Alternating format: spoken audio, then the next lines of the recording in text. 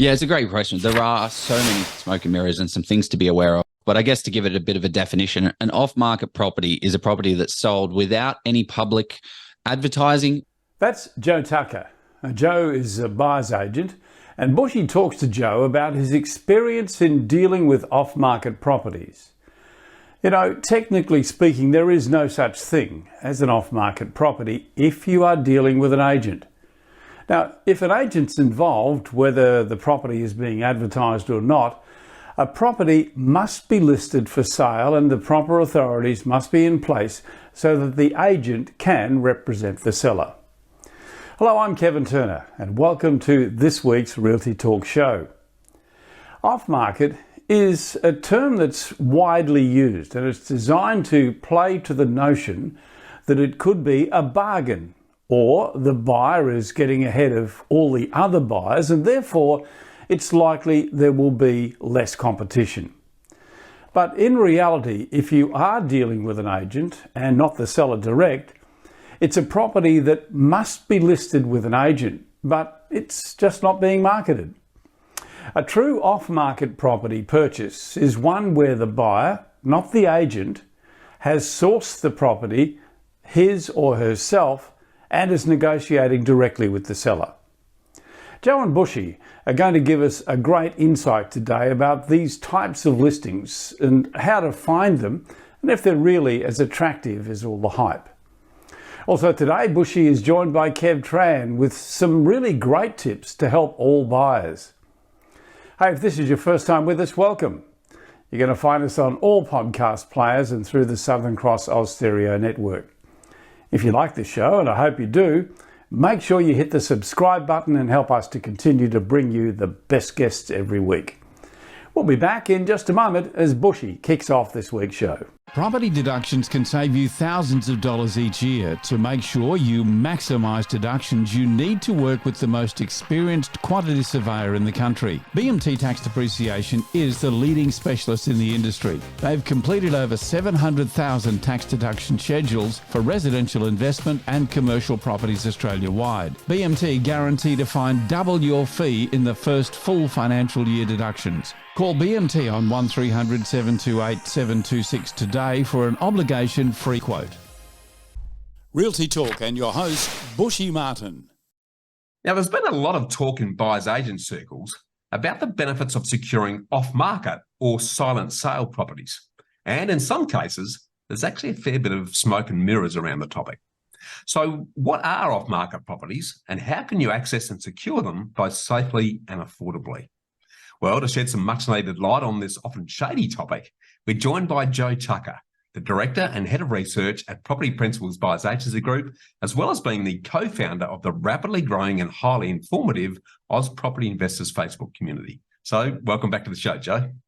Thanks for having me, Bushy. It's wonderful to be back. I love what you guys do here. It's unreal. Likewise, I always enjoy the fantastic conversations yourself and Jeff have on the Oz Property Investors community and the great work you're doing in the buyers agency space, and a really good topic to dive into because it's something that gets thrown around a fair bit. So to sort of set the scene, Joe, can you define what an off-market property is and explain why a property might be sold that way? Yeah, it's a great question. There are so many smoke and mirrors and some things to be aware of, but I guess to give it a bit of a definition, an off-market property is a property that's sold without any public advertising. It is dealing directly with the agent saying, hey, I've got a deal for you, and then securing that deal so the client, so the vendor doesn't have to do marketing, if that makes sense. We then have other things as well. So there's off markets that you hear all about, but then there's also things called pre-market, right? That's when they list the property. And these deals are actually some of the more dangerous ones because I hear people like real estate agents, they're not smart. They're very smart. Sorry, they're not smart. Did I say that? They're not silly. They're very smart and they do marketing in a way that gets people excited. So they put you on this list of this off-market list, but really it's just a pre-market list where they advertise the price up a lot more. So the property's worth 500,000 and they're listing it for 520, hoping to get some snags and then secure it off market, if that makes sense. Another point to be aware of is something called post-market. That's where someone has listed a property, they've gone through the campaign, the vendor didn't get their expectations, and reality is kind of sunk in, and they may be open to talk again or negotiate or kind of get excited about that. Yeah, so I guess the killer question then is, why would a property be sold off market in that context?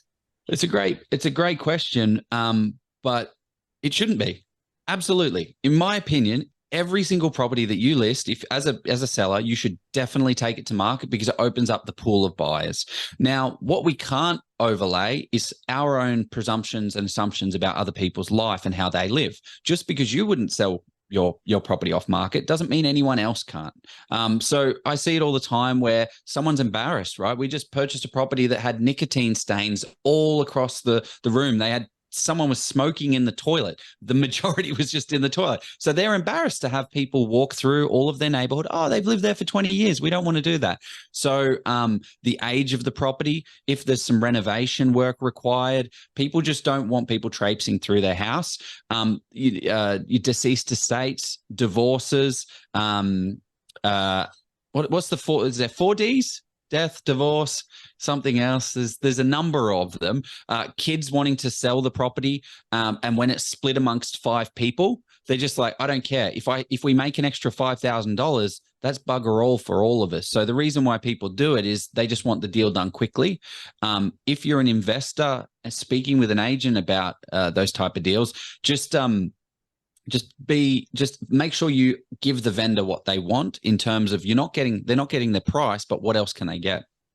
Yeah, spot on there. There's also, and I'd like your thoughts on this one, conjecture that there are some, shall we say, lazy selling agents who know that the difference between a $500,000 property and a $520,000 property is only a few $100 in commission to them. So yes, they can offload it through the off-market scenario and do it quickly and get paid. Do you see much of that in your travels, Joe? Yes, absolutely. I see it all the time. I spoke with an agent just the other day, and he was telling me how busy he is and how much time he doesn't have and how he would hate to go to this open. And all I was doing was solving the problem that he had and said, look, I can actually get this deal done. Today's Wednesday. We're going to review the contract Wednesday and we'll sign the paper tomorrow. Does that work for you? Actually, yes, it would. It would be really good because I'm just so sick of doing open homes and I don't want to take this one to the open. Perfect. Done. I solved his problem at the detriment to the vendor. But it definitely happens, mate. Unfortunately, it does. But this is where the opportunity lies in property as well, because if you're investing in shares, all of the information is public knowledge. Whereas with property, there's so many different little tips and tricks and things that you can take advantage of. The market is inefficient, whereas shares are very efficient and everyone's got access to the same knowledge. So there are some good deals out there for sure. Absolutely. And picking the time and knowing the nature of the individuals involved becomes pretty key. And that's where a good buyer's agent like yourself is really good at being able to understand that. Now, sort of moving forward then, how do you cultivate relationships with real estate agents to gain access to these off-market listings, Joe? So I'm from a small town in the Blue Mountains, right? You know, we enjoy a handshake and a g'day. So that's actually one of the most underutilized things that I see out there. If you're going to invest in a market, get your boots on the ground, fly out to that area. We're talking about a $700,000 property purchase. Go to the area for a day, spend $1,000 on flights, accommodation, have a nice little holiday, but go and meet these people and shake their hands. So to cultivate relationships, I'm constantly having coffee, beer, chats, everything to kind of meet the people that have the product that I want. I have the demand and they have the supply. So I need to deal with those people. So the best way to cultivate relationships with property is to go out, with real estate agents, is to go out there and see the agents, have a chat with them and just talk real to them. The most important, another thing is be respectful. These people don't want to deal with people that they don't like, just like any other business. So just be prepared. Hey, Mr. Real Estate Agent, I have a budget of $500,000 to $550,000. Tell them that. You don't need to. You need to tell them just because it's $550 doesn't mean I'm going to pay $550. This property is worth $520,000. And then finance, Mr. Agent, I have finance secured. I am ready to go. I need a 4-bed, 2-bath within this pocket, not within this pocket. What have you got? And just keep touching base every single week. Hey, Mr. Agent, I saw that you listed that property. Congratulations. Tell me all about it. That's actually exactly what I wanted, but it went for a little bit more than I needed because it's renovated already. Have you got anything like that? Actually, I'm just chatting to the neighbors and they are going to list their property that is an exact replica of that one and it's $30,000 less. Are you interested? Yes, I am. Here we go. Now we're starting to we want to be in the inner circle. We want to be thought of when they see our phone ring. Oh, great. Here, I'm going to have a good conversation with this person. To just, provide value to the agent. Know that you're going to pull the trigger on a deal and go for it. Yeah, I love it. And let's face it, everyone does business with people they like. So if the agent likes you as a consequence of the interaction and you're top of mind, then you're more likely to get a sniff at the opportunity. So no, very well said there, mate. Real estate agents and selling agents aren't the enemies. They're a conduit to the property that you're looking to buy. So no, very well said. Now, the due diligence process is always important in any property purchase. So what does the due diligence process look like for an off-market property, and how does this differ from a more traditional purchase, Joe? Well, in terms of due diligence, you still have to follow a similar process. You still need to understand if it's in an area that actually fits for you, but it may need some work because it's being sold off market. It might be as of those scenarios that we were talking about before. So do those due diligences. So have a due diligence clause in your contract, right? And then make sure there's no bushfires, floods, easements, encumbrances, caveats, covenants on the title, all of that kind of stuff. But what you do need to also be aware of is the different types of agents, because some, like we were kind of alluding to before, there are, in my mind, I talk to four types of agents. We have the straight shooter. These guys are the worst to get off-market deals from, right? They're a large franchise. They always list the property. They always get the absolute best price for their vendors, and they have a strict process. We do the open home on Saturday. We have offers close on Tuesday, and this is the strict process that we follow hands down no matter what. We then have the hard nuts. Now, these guys are really good hard negotiators, but they are flexible on the process. So if you can get in early access, do something to the deal, you may be able to do it, but just feel that you're probably going to pay fair and reasonable market value because they're really good. And then we have the flexible agents. They're a little bit flexible on both. These are the kind of guys that sit on the fence where they'll give you an off market here or off market there, but they're still pretty good at negotiators. And then I did have a more creative term for these types of agents. The last type of agent, I've landed on easy agents because I don't want to offend anyone. But these people are the ads. These are the ones that have the terrible ads, right? Where you see the photos are blurry, the marketing has got, Chat GPT written all over it. And they don't actually get many deals. So the high-end franchise guys, they get a lot of deals and they pump through the volume and they make money that way. If you're only doing one deal a month, that's not really enough. So they get a little bit scared and they're willing to do deals. So they need to eat. So those are the type of agents that you want to kind of keep in touch with. Unfortunately, it's the easy agents. So you've got to have a lot of calls with not so great agents, but they're the ones that are going to provide the deals. And all you do, weekly conversation. Hey, what deals have you got? Just letting you know, this is my budget. Email that out with them as well. Do some email blasts to the agents that have sold products to you. Don't bother emailing the agents that have, house and land packages and all of that. And just say the process that you've got. Hey, as soon as we go under contract, I've got my inspector who's ready to go. We don't fall through on finance. I've got myself pre-approval, and you just make yourself the easiest person to deal with, and then you'll be able to get access to all of those. Love it. Now, in relation to off-market properties where you're not really being able to benchmark the price, particularly for a first-time investor that's going into this exercise, what's the best way to make sure that the offer you're making is representing market value for an off-market property? Yeah, that's actually a great point. And this is where I see a lot of first-time investors get unstuck and frustrated because they spend 6 months just paying what they believe to be true of market value. So what happens is when you list a property, you will see it all the time. When you go on a for sale listing, it'll say under offer, under offer, under offer, under offer. So those properties have sold, but they're not yet unconditional. So the agent hasn't sold them yet. So then you go to the sold section, and it says this property here sold for 500. This one sold for 510. This one sold for 511. Oh, great. Well, the property price is around that 500 to 510. However, be a little bit more creative. Call every single agent on that that under offer list and just have a chat with them. One, they'll have access to other deals that you can work. And two, if they like you, they will tell you what the price is. Now, they shouldn't do this. It's a bit of a risk because if they fall through, they can tell you the amount. So they generally don't.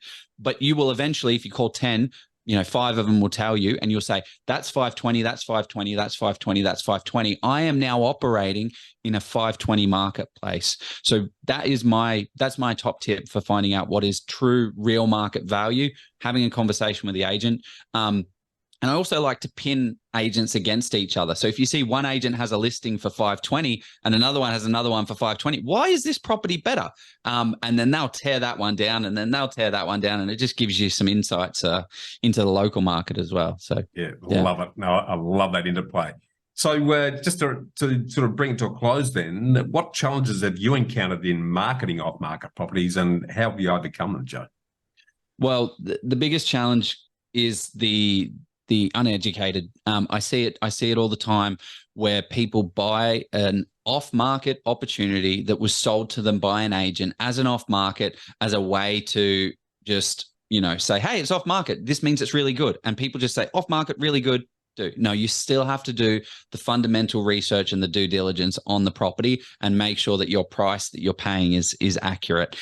So for me, it's not an email database list. Rarely are there many good deals on them. It's more about phone calls. Pick up the phone.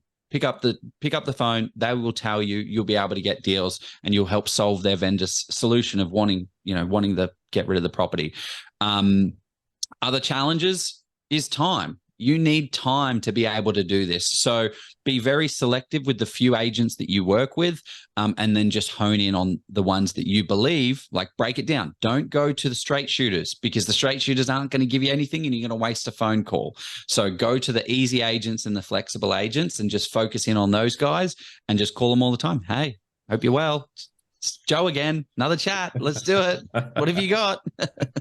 Well, and you're building relationship as well, which is again, I need to reinforce that we're not in the property game, we're actually in the relationship game. And the more you're building relationships and the more you're getting the understanding, the more opportunity you're going to get, and the easier the exercise is going to get. So, one other thing, that's actually a really, really good point. The most important thing, if you're an investor, is ask the agent if they do rentals, if they lease properties. Now, do you guys do property management? Yeah, we do.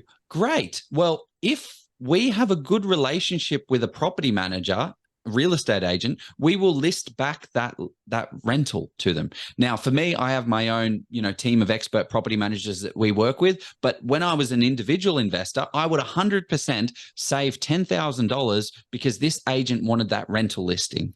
So if they do have a rent roll, ask the question and say, hey, great. Well, if I have a good relationship, you will get the rent roll. Now, legally, absolutely, they cannot make that as a part of their the deal. It's got nothing to do with the deal. However, you're planting a seed of value, and they will. I'm about to exchange. I just got a missed call. I have exchanged on a deal because of that, purely because of that. It's ridiculous. So I'm looking forward to doing the project when we get that one going. But anyway, sorry. Put on a 10.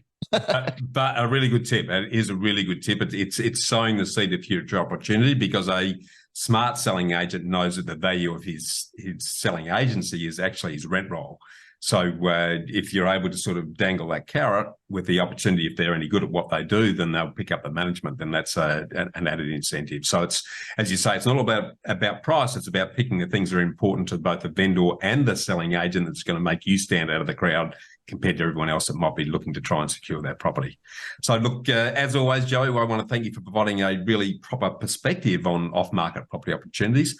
And I encourage everyone who's listening who wants to find out more on the topic to reach out to you at propertyprinciples.com.au, as well as come and join you and the tens of thousands of others on the country's best, safest and most informative property community on your Oz Property Investors Facebook forum. So thanks again for all your words of wisdom on the show again today, Joey. Love it, Bushy. Thank you so much for taking the time. We will catch up again in no time, I'm sure. Look forward to it. Thanks, Joe. Successful property investment is a game of finance. Do you have the right team and the right game plan? Realty Talk is brought to you by Know How Property. More than mortgage brokers, Bushy Martin and his team of investment architects set you up with a sustainable strategy structured to lower your costs, tax, risk and stress while increasing your capacity for growth. Know How has helped over 1,900 homeowners and investors secure more than $800 million in property wealth. So get set to live more, work less, and live your legacy. Want to know how to invest in your freedom? Visit knowhowproperty.com.au. This is Realty Talk, powered by realty.com.au. Are you struggling to get onto the property ladder and to buy your first property? Does it all just feel too tough and too overwhelming? How can you overcome the seemingly unsurmountable challenges to secure a property and then go on to join the ranks of those who continue to build wealth through this timeless asset class?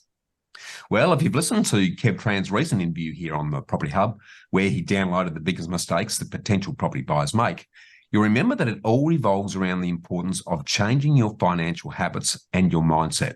And as a property investor turned buyer's agent with highly acclaimed data-driven agency InvestorKit, he joins us again today to share his top 5 tips for property buyers. So welcome back to Realty Talk, Kev.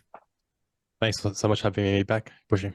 Good to see you again, Kev. Now, sort of to get into the heart of the subject, can you start by sharing the sort of headline bullet points on what are your top 5 tips for property buyers, and then we'll do a deep dive into each one of them individually. Yeah, absolutely. So the top 5 tips I have would be to reduce your costs, buy an established house, pay yourself first, eliminate credit cards or understand the impact, and periodic financing or refinancing of your portfolio. I love it. It's a really good list. So let's sort of start breaking them down individually now. And to kick that off, what are the best ways to actually reduce costs then, Kev?